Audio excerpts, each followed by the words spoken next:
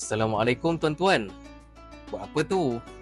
Jom sama-sama dengan saya baca Al-Quran. A'udzubillahi minasyaitonirrajim.